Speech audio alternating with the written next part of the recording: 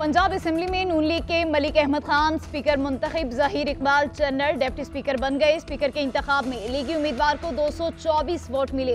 सुन्नी इत्तेहाद council के Ahmad Khan Bhachar 96 vote ले सके। डिप्टी स्पीकर के इंतखाब में भी सुन्नी इत्तेहाद काउंसिल के उम्मीदवार हार गए। शहबाज शरीफ और मरियम नवाज की स्पीकर और डिप्टी स्पीकर को मुबारकबाद। इजलास में मजीद 6 अरकान ने हलफ उठाया। नए अरकान के हलफ के बाद अरकान की मजमूई तादाद 327 हो गई। 44 अरकान कम है। मियां असलम इकबाल समेत दीगर कई अरकान ने ताहाल हलफ न उठाया। सारी मखसूस नशिस्तों का फैसला होने के बाद अरकान की तादाद 371 हो गई। इंतखाब के लिए 322 अरकान असेंबली ने खुफिया राय शुमारी में वोट कास्ट किए। 9 मुंतखब स्पीकर और डिप्टी स्पीकर ने हलफ उठा लिया।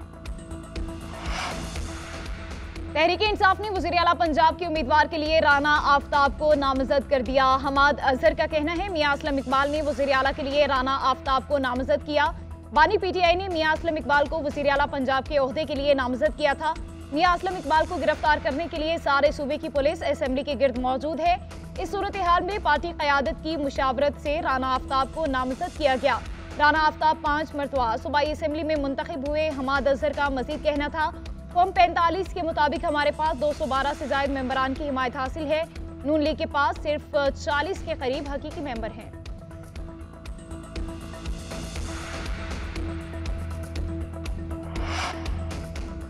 सुन्नी इत्तेहाद काउंसिल के रहनुमाओं की पंजाब असेंबली के अहाते में प्रेस कॉन्फ्रेंस। आमिर डोगर बोले, आज स्पीकर और डिप्टी स्पीकर के इंतखाबात में तहफ़्फ़ुज़ात के बावजूद हिस्सा लिया। हाउस मुकम्मल हुए बगैर इलेक्शन कराया गया। स्पीकर को वज़ीर आला के लिए नामजद उम्मीदवार मियां असलम इकबाल को हाउस में बुलाना चाहिए था। वज़ीर आला के लिए नामजद उम्मीदवार के न आने पर नया नाम फाइनल करना पड़ा। राना आफ्ताब बोले, वज़ीर आला के लिए नामजद करने पर क़यादत का मशकूर हूँ। तमाम अरकान असेंबली से गुजारिश है ज़मीर के मुताबिक वोट दें। हमारे साथ जो कुछ हो रहा है ये तारीख में लिखा जाएगा। मुस्लिम लीग नून की रहनुमा उज़्मा बुखारी के सुन्नी इत्तेहाद पर तनकीदी वार। पंजाब असेंबली के बाहर मीडिया से गुफ्तगू करते हुए कहा, पंजाब असेंबली की कार्रवाई में खलल डालने की भरपूर कोशिश की गई।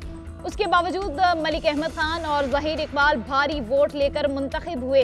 असेंबली से परवेज़ इलाही की बाक़ियात का खात्मा हुआ। आज़ाद अरकान जिस पार्टी में शामिल हुए उस पार्टी का हर बंदा अपना वज़ीर आला का उम्मीदवार लेकर फिर रहा है। सुन्नी इत्तेहाद काउंसिल की बात है, मैं समझता हूँ अब इनको भी अपने कारकुन से सच कहना चाहिए कि इनके पास वो नंबर्स नहीं है कि वो हुकूमत बनाएं। बानी पीटीआई के IMF को खत लिखने की कोई अहमियत नहीं है। खत लिखने से उनकी असलियत सामने आ गई। ये मईशत को तबाह करना चाहते हैं। तहरीक इंसाफ ने शहबाज शरीफ का रास्ता रोकने के लिए अपने वज़ीर आज़म के उम्मीदवार को जितवाने की कोशिश ही नहीं की। चेयरमैन पीपल्स पार्टी बिलावल भुट्टो जरदारी की मीडिया से गुफ्तगू। कहा, जो जमातें धांधली के बगैर जीत नहीं सकती वो एहतजाज कर रही हैं। हम किसी के ड्रामों से ब्लैकमेल नहीं होंगे। जो समझते हैं शहर में फिर पुरतशद्दुद सियासत कर सकते हैं, ये उनकी भूल है। हमें बताएं तो सही कि कौन सी नशिस्त पर धांधली हुई। 2018 और 2024 के इंतखाबात में ज्यादा फर्क नहीं है।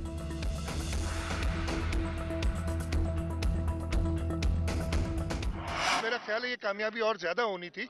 और मैंने, अगर आपको याद होगा, बहुत पहले कहा था कि 90 से 95 सीटें लेंगे। मैं खुद थोड़ा सा शॉर्ट रह गया और मैं एक एक सीट गिन के आपको बताऊंगा कि कैसे हमने ली और कैसे हमारी सीटें कम भी हुई।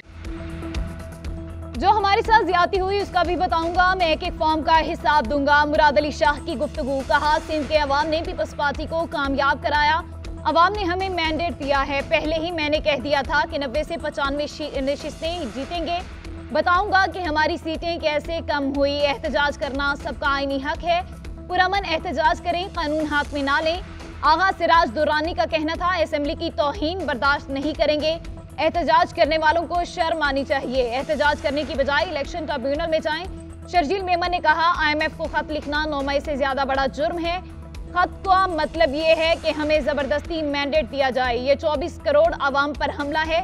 मंजूर विसान का कहना था कि पीटीआई ने खुद अपने पांव पर कुल्हाड़ी मारी। उनका कोई मुस्तकबिल नहीं, अंधेरा ही अंधेरा है। MQM ऐसे ही गुस्सा दिखाती है, वैसे वो हमारे साथ है।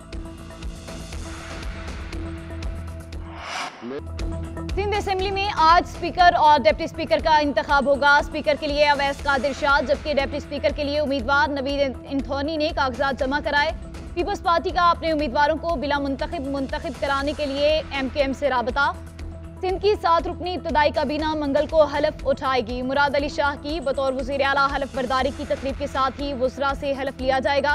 पहले मरहले में अजला पेचोहो, सैयद नासिर हुसैन शाह और शर्जील इनाम मेमन के नाम शामिल।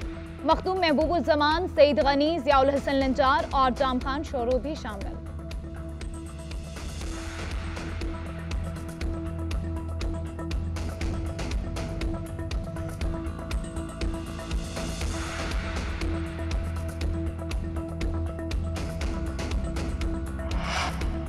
सदारती इलेक्शन 9 मार्च को होगा। इलेक्शन विंग ने मुजव्विज़ा शेड्यूल तैयार करके इलेक्शन कमीशन को भिजवा दिया। ज़राए के मुताबिक इलेक्शन विंग ने 9 से 12 मार्च की तजवीज़ दी।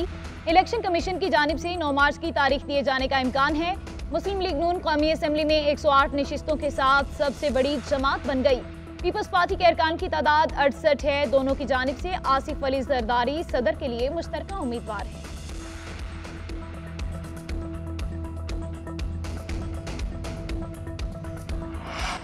खैबर पख्तूनख्वा और बलोचिस्तान असम्बलियों के इजलास 28 फरवरी को तलब। 9 मुंतखब अरकान हलफ उठाएंगे। बलोचिस्तान में वजारत आला के लिए ज़हूर बलीदी का नाम अहमियत इख्तियार कर गया।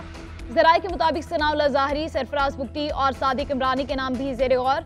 नून लीग और पीपल्स पार्टी में वजारतों की तकसीम के लिए मज़ीद मुशावरत होगी। आसिफ अली जरदारी के साथ बलोचिस्तान असम्बली के अरकान की मुलाकात। अरकान ने पीपल्स पार्टी की मुकम्मल हिमायत का ऐलान किया।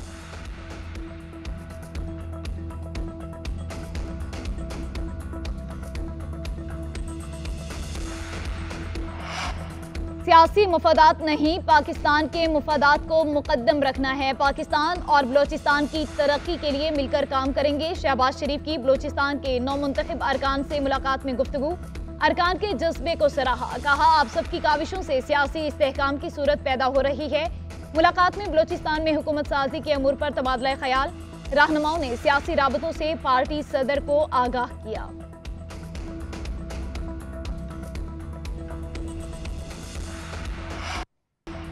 बानी पीटीआई की साइफर और तोशाखाना केस में अपीलें समाअत के लिए मुकर्रर। इस्लामाबाद हाईकोर्ट ने खुसूसी बेंच तश्कील दे दिया। चीफ जस्टिस आमिर फारूक और जस्टिस मियां गुल हसन औरंगजेब पीर के रोज समाअत करेंगे।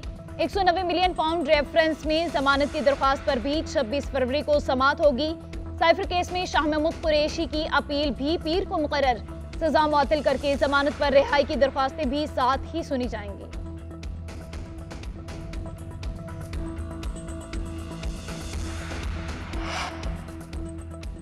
तहरीक इंसाफ के रहनुमाओं शेर अफजल मरवत और बैरिस्टर गोहर की सुलह हो गई। दोनों रहनुमाओं ने एक दूसरे को गले लगाया, हंसते हुए गुफ्तगू की।